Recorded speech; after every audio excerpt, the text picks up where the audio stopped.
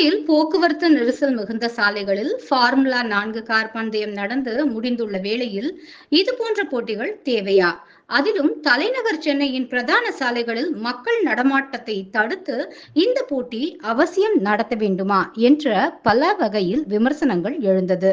இது போன்ற போட்டிகள் வேண்டுமா வேண்டாமா என்ற விவாதம் ஒரு பக்கம் இருக்க, இந்த போட்டியால் போட்டி ஏற்பாட்டாளர்கள் சாதித்தது என்ன என்ற மிகப்பெரிய கேள்வியும் நம் கண்முன்னே விரிந்தது.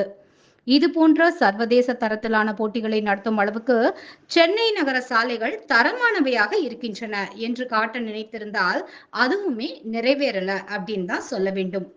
கார் பந்தயத்துக்காக சமீபத்தில் தயார் செய்யப்பட்ட சாலைகளில் பந்தயத்துக்கு முன்னதாக பெய்த மழையில் ஆங்காங்கே மழை நீர் தேங்கியதை காண முடிந்தது.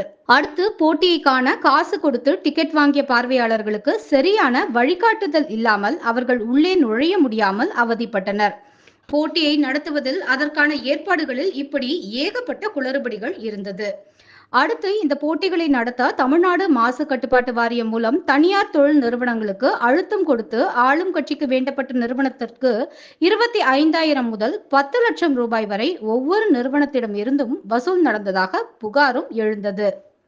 இந்த போட்டியை நடத்தியதன் மூலம் ஆளும் தரப்பு தனக்கு வேண்டப்பட்ட தனியார் நிறுவனத்திற்கு அரசு நிறுவனமான தமிழ்நாடு மாசு கட்டுப்பாட்டு வாரியத்தை பயன்படுத்தி வசூல் நடத்தியது என்று தமிழக பாஜக தலைவர் அண்ணாமலை பகிரங்கமாகவே குற்றச்சாட்டியது நமக்கு நினைவிருக்கலாம்.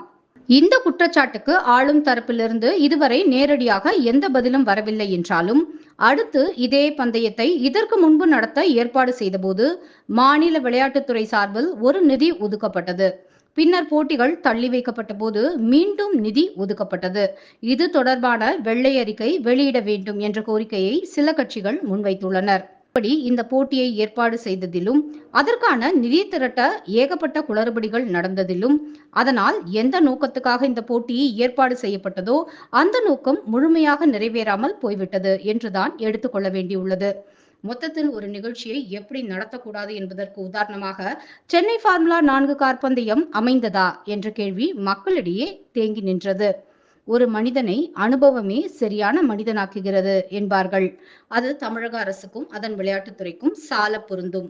ஃபார்முலா 4 கார் பந்தயத்திலிருந்து தமிழக விளையாட்டுத்துறை பாடம் கற்றுக்கொண்டதாகவே எண்ணுவோம்.